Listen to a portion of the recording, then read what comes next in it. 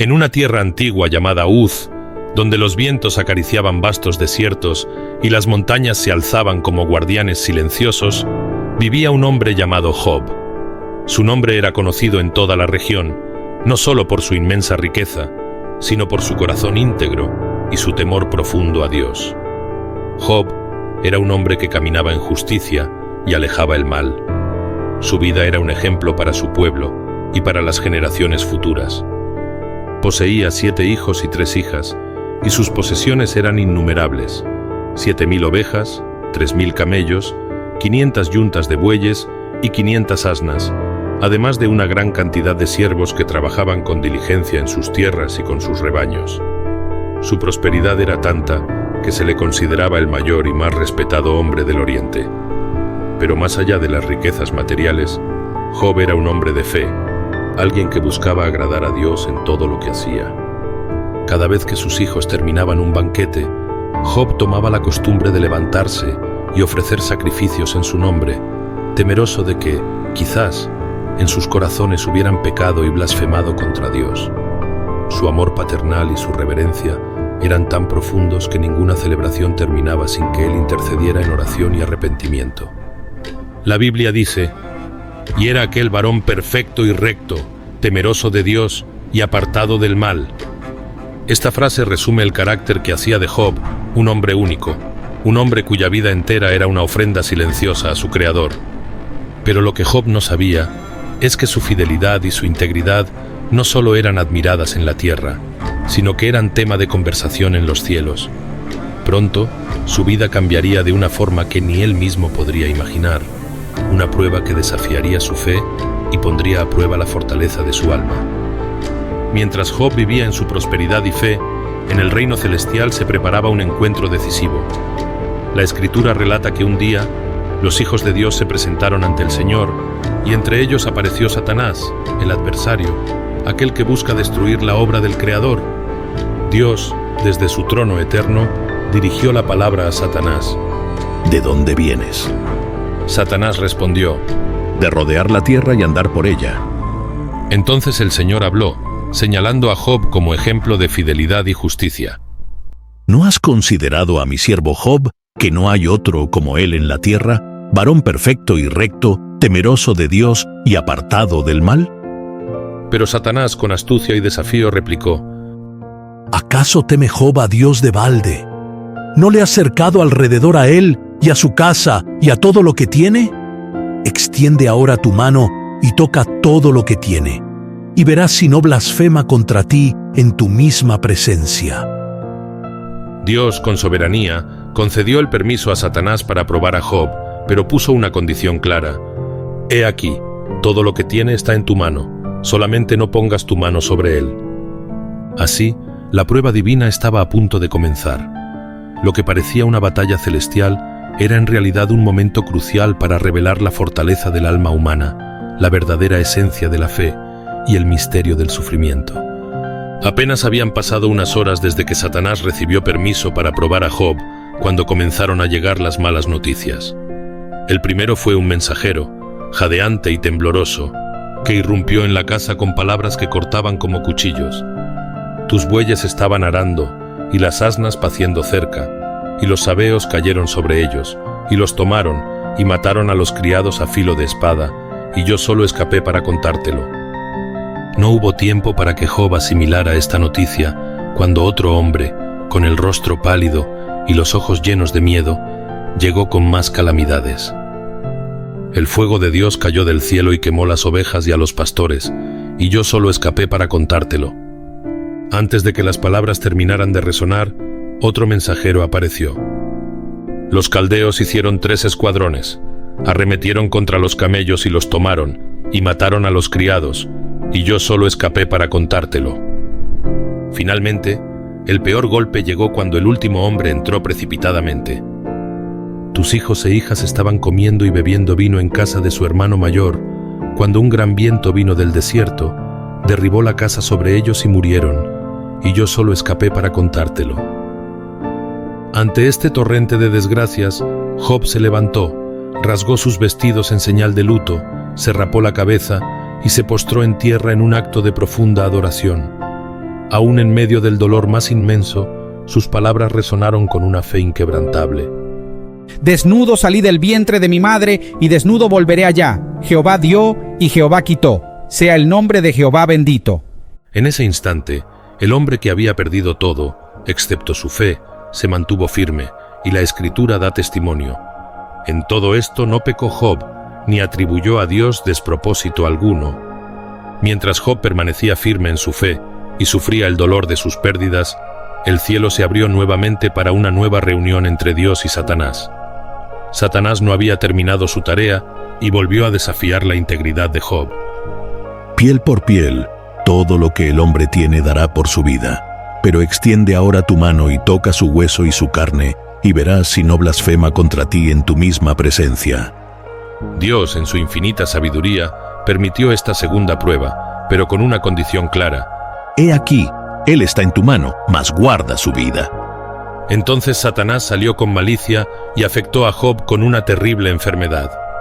Una sarna dolorosa cubrió su cuerpo desde la planta de los pies hasta la coronilla de la cabeza. Job, antes un hombre fuerte y próspero, ahora se sentó en el suelo, cubierto de llagas, rascándose con un trozo de tiesto, incapaz de encontrar alivio. En medio de su agonía física, su esposa, desesperada por el sufrimiento de su marido, le dijo con tristeza y resignación: ¿Aún retienes tu integridad? Maldice a Dios y muérete. Pero Job, con una fortaleza que parecía venir de lo más profundo de su alma, respondió con una firmeza que aún hoy inspira: como suele hablar cualquiera de las mujeres fatuas, has hablado. ¿Recibiremos de Dios el bien y el mal no lo recibiremos? A pesar del tormento, Job no pecó con sus labios ni perdió su fe. Su lucha era real y brutal, pero su confianza en Dios se mantenía inquebrantable. Después de largos días de sufrimiento y soledad, la noticia de las desgracias de Job llegó a oídos de sus amigos, Elifaz, Bildad y Zofar. Movidos por la preocupación y la lealtad hacia su viejo amigo, decidieron viajar hasta Uz para ofrecerle consuelo. Al llegar, no pudieron reconocerlo a primera vista. Job, cubierto de llagas y cenizas, con el rostro marcado por el dolor y la tristeza, era apenas sombra del hombre fuerte que conocían. Llenos de compasión, rasgaron sus vestiduras en señal de duelo, y juntos se sentaron en el suelo a su lado. Durante 7 días y 7 noches, permanecieron en silencio absoluto, sin palabras, porque veían que el sufrimiento de Job era demasiado profundo y las palabras parecían inútiles. Este silencio respetuoso mostraba la grandeza de la amistad, la solidaridad en el dolor y la reverencia ante el misterio del sufrimiento humano. Después de 7 días de silencio, Job finalmente abrió su boca, no para dar respuestas ni excusas, sino para expresar la profundidad de su dolor. Su alma estaba consumida por la desesperación y en un grito desgarrador maldijo el día en que nació. Declaró que preferiría no haber existido, lamentando que la noche de su concepción nunca hubiese llegado a ser. Este lamento no era un acto de blasfemia ni rebeldía, sino la expresión honesta de un hombre enfrentado a un sufrimiento que superaba toda comprensión humana. Sus palabras reflejaban el abismo emocional que sentía, el vacío que la tragedia había dejado en su espíritu. Elifaz, el primero de los amigos en hablar, era un hombre sabio, pero firme en sus convicciones. Con voz seria y mirada penetrante, le dijo a Job que su sufrimiento debía ser consecuencia de algún pecado oculto. Según él, Dios no castiga sin razón, y Job debía reconocer su culpa. Le recordó que nadie es completamente justo ante Dios y que debía arrepentirse para recuperar su bienestar. Elifaz invitó a Job a buscar a Dios con humildad, pues a su juicio, la justicia divina es infalible y siempre premia la rectitud y castiga la maldad. Job escuchaba, pero su corazón dolía aún más por esas palabras que parecían juzgarlo en su desgracia. Job, profundamente herido pero con la voz firme, respondió a Elifaz con una mezcla de tristeza y dignidad. Negó haber cometido algún pecado que mereciera semejante castigo. Su sufrimiento no era producto de maldad ni injusticia personal. Con valentía, Job clamó por una audiencia con Dios, deseando explicar su inocencia y buscar justicia. No comprendía por qué su vida, que había sido íntegra y dedicada al temor de Dios, se había convertido en un mar de aflicciones. Sus palabras reflejaban la lucha interna de un hombre que no se resignaba a aceptar un sufrimiento sin sentido y que confiaba en que la verdad de su corazón sería revelada. Bildad tomó la palabra con voz fuerte y segura, apoyando la postura de Elifaz. Para él, el castigo era justo y merecido, y los hijos de Job habían pagado por sus pecados. Le pidió que reflexionara y reconociera que ningún hombre inocente sufre sin causa. Bildad le recordó que la justicia de Dios es perfecta y eterna, y que la sabiduría popular enseña que solo los malvados padecen. Con firmeza, Bildad instó a Job a arrepentirse y buscar el favor de Dios para ser restaurado. Job, aunque cansado y dolido, mantuvo su inocencia y continuó clamando por respuestas. Zofar, el más vehemente de los amigos, habló con severidad. Aseguró que el castigo de Job era menor comparado con lo que realmente merecía por sus pecados. No dejó lugar a dudas. Job debía arrepentirse urgentemente para evitar más sufrimiento. Zofar afirmó que la justicia de Dios es implacable y que los malvados no escapan a su juicio. Su mensaje era claro.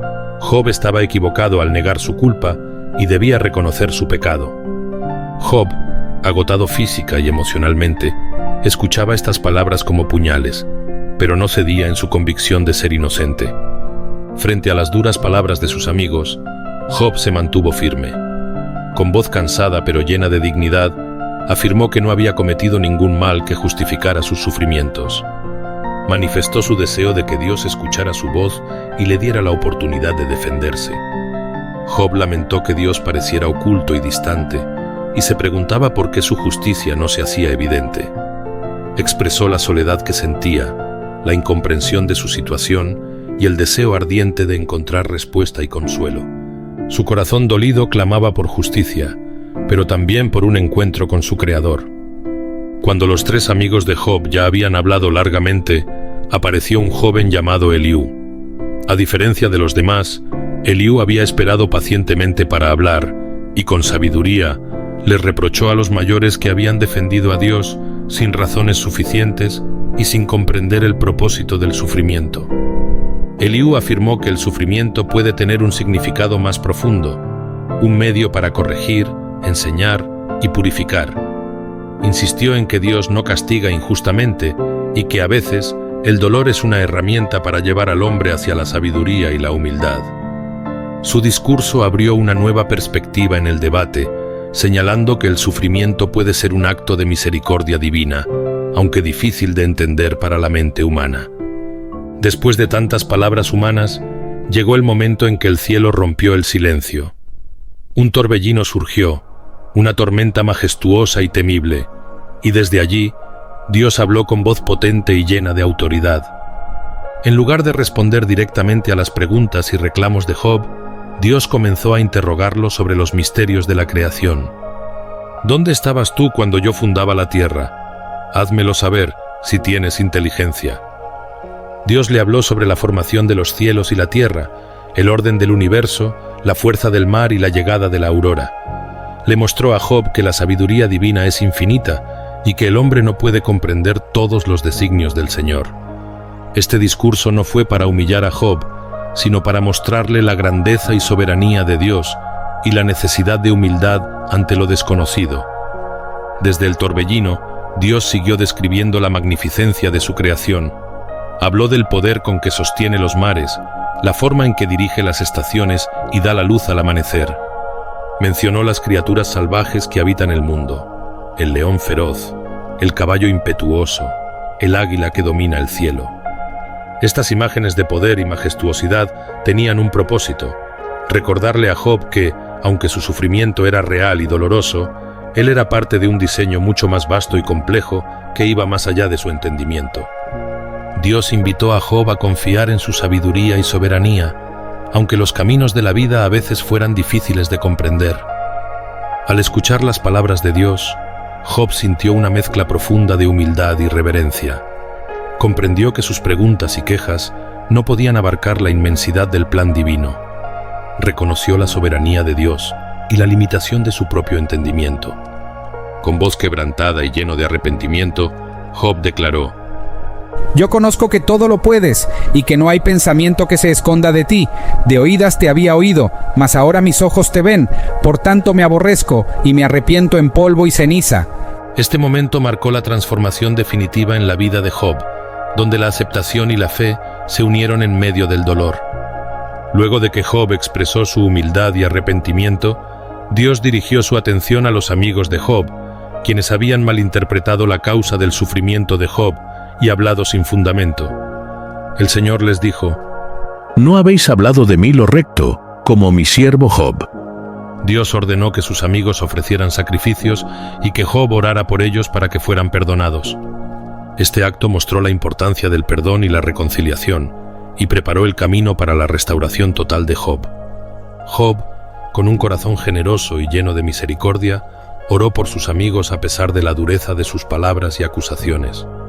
Su oración fue un acto de perdón y reconciliación que reflejaba su nobleza y amor profundo. Este gesto fue fundamental para restaurar no solo su vida, sino también las relaciones rotas y el equilibrio espiritual de todos los involucrados. A través de la oración, Job mostró que incluso en el sufrimiento y la prueba, el amor y la gracia pueden prevalecer. Tras la oración de Job por sus amigos, Dios comenzó a restaurar su vida de manera sorprendente. Le devolvió el doble de todo lo que había perdido. Sus riquezas crecieron, sus campos florecieron y su familia se multiplicó.